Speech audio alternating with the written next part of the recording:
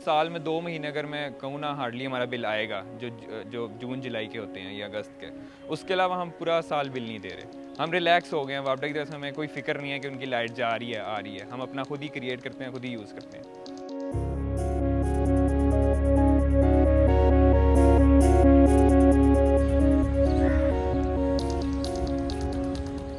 हमारा hybrid system लगा हुआ है जो मोस्ट ऑफ द टाइम घरों में लगा होता है, जो कैजुअल चलता है। हम सबसे पहले वापडा बिजली अपनी क्रिएट करते हैं खुद सोलर के थ्रू। उसके बाद वही हम बिजली वापडा को सेल करते हैं।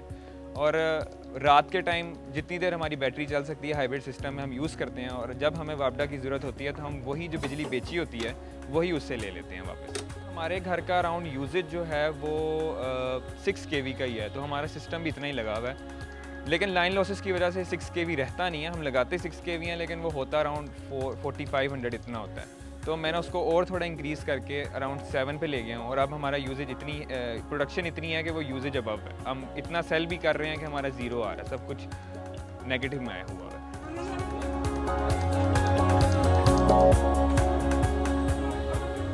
नॉर्मली 2 तरह के सिस्टम्स होते हैं। एक होता है हाइब्रिड सिस्टम, ठीक है, जिसके साथ बैटरीज इन्वॉल्व होती हैं। एक होता है ऑन ग्रिड सिस्टम जो कि आपकी ग्रिड के साथ सिंक होकर डायरेक्ट चलता है। जब लाइट मौजूद नहीं होगी तो ऑन ग्रिड जो सिर्फ ऑन ग्रिड इन्वर्टर है वो बंद हो जाता है। लेकिन ऑन ग्रिड इन्वर्टर्स की यूनिट बनाने की कंजप्शन सबसे ज़्यादा है।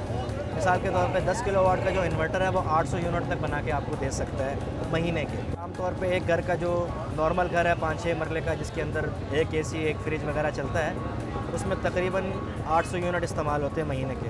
तो वो अपना बिल ज़ीरो कर सकता है ऑन ग्रिड लगा के। बाकी कुछ ज़रूरी चीज़ ऐसी हैं कि वो चाहता है कि लाइट जाने पे बंद ना हो। ऑन ग्रिड के आगे एक हाइब्रिड लगा दे 3 किलोवाट का, तो सिस्टम आपका वैसे ही चल रहा है।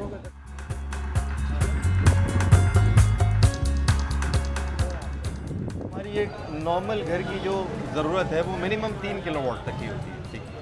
इससे छोटे सिस्टम जो होते हैं वो सही तरह से काम नहीं करते। 6-7 सोलर पैनल उसमें आ जाते हैं, एक 3 किलोवाट का सोलर इन्वर्टर और 2 बैटरीज के साथ आपका एक कंप्लीट सिस्टम हो जाता है। डिपेंड्स कि आपने इन्वर्टर कौन सा चूज़ किया, ठीक है। सोलर पैनल्स तो नॉर्मली सेम प्राइस पे आ चुके हैं, कोई इसलिए आप ले लेते हैं। तो ये आपको 5 लाख रुपए से लेके 8 लाख रुपए तक की कॉस्ट में आपको एक 3 किलोवाट का सिस्टम, रिलायबल सिस्टम जो कि आप समझते हैं जिसको वो मिल जाएगा। सिस्टम जब डिज़ाइन होता है तो वो घर के रकबे के ऊपर डिज़ाइन नहीं होता, ठीक है। तो ये डिज़ाइन होता है आपके एक्चुअल रनिंग लोड के ऊपर कि आप घर पे लोड क्या चला रहे हैं।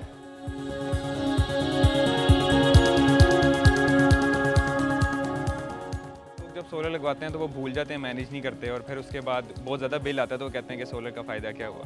लेकिन मैंने इसमें काफ़ी रिसर्च की थी, मुझे शौक भी है क्योंकि तो बैटरी पे हाई लोड नहीं हम चलाते। जो हैवी लोड है लाइक ACs, आयरन्स और इस तरह की 2-3 चीज़ें ये नहीं चलाते। बाकी ऑलमोस्ट कैजुअल यूज़ सारा चलता है। TV, फैन, लाइट्स वगैरह सारी चलती हैं हमारी इसमें।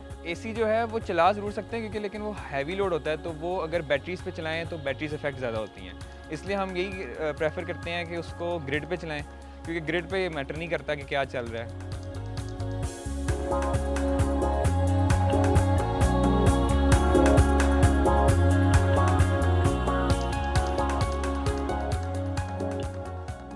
पाकिस्तान में आने वाले दिनों में तो जिस तरह का माहौल है, आप मार्केट आपने देखी है यहाँ पे, हमें तो ऐसा लगता है कि थोड़े दिनों बाद रेहड़ियों पे सोलर पैनल्स लगेंगे जी। में सोलर पैनल के ऊपर ड्यूटी एग्जेम्प्टेड है, ठीक है। तो सोलर पैनल्स के रेट अभी काफ़ी मुनासिब है, जिसकी वजह से अभी सर्च थोड़ा और बढ़ गया कि this is the lowest rate, ठीक है ना। इससे पहले कभी इस रेट तक सोलर पैनल्स नहीं थे। विदिन 2 और 3 मंथ्स मतलब देखा है कि हर दूसरी छत पे लग रहा है, क्योंकि अब लोगों को लेट समझ आई है लेकिन आ गई है। मेरा शुरू में बाबा डर रहे थे कि ना लगाया जाए, महंगा बहुत है, इतना फ़ायदा नहीं होगा। 2-3 महीने मुश्किल होते हैं, उसमें हम पे कर देंगे। लेकिन मैं कहा नहीं, सिर्फ 2-3 महीनों की बात नहीं है, लॉन्ग टर्म सोचना चाहिए।